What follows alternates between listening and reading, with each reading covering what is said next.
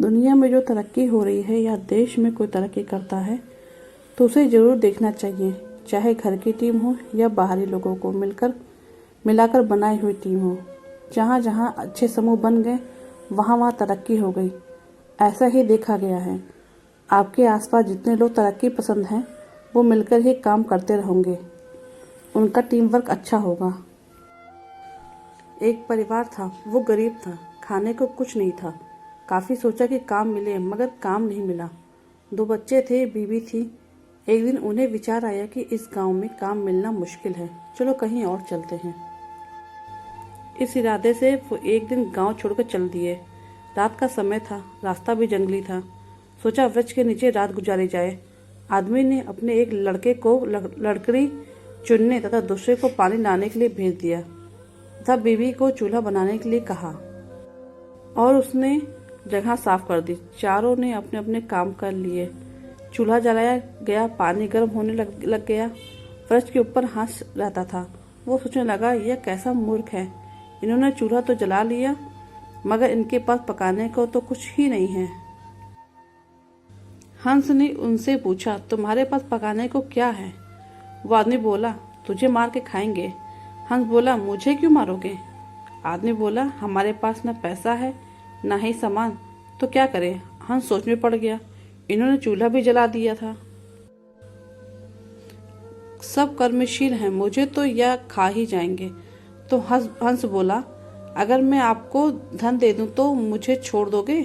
घर का स्वामी बोला, हाँ छोड़ देंगे। हंस कहने लगा, मेरे साथ चलो, मैं तुम्हें धन देता हूँ।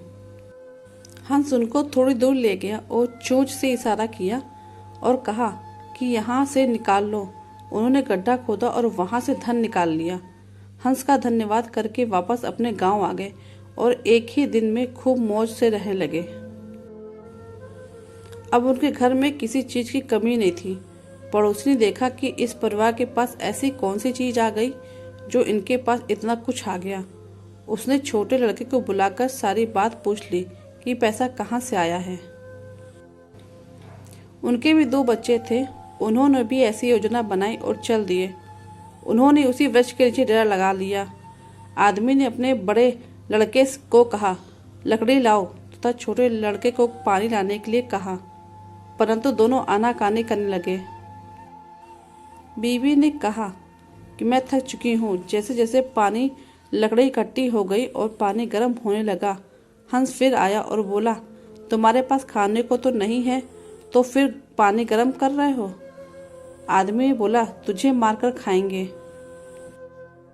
हंस मुस्कुरा उठा और बोला, मारने वाले तो 3 दिन पहले ही आए थे, तुम अपना समय खराब मत करो, घर जाओ, तुम मुझे क्या मारोगे? तुम तो आपस में ही लड़ रहे हो। जिन्होंने दूसरे को जीतना होता है वो खुद नहीं लड़ते हैं। संसार का नियम भी ऐसा ही है। जिन लोगों ने तरक्की करनी है वे मिलकर चलते हैं और आज भी संसार में उनका ही बोलबाला है। जो आपसी तालमेल में रहते हैं वे ही समाज रूपी हंस को जीत सकते हैं। दोस्तों, कैसी लगी कहानी? आपको अच्छी लगी तो चैनल को लाइक और सब्सक्राइब करिएगा और कमेंट करके जरूर बताइएगा किस किस के साथ ऐसा हुआ है।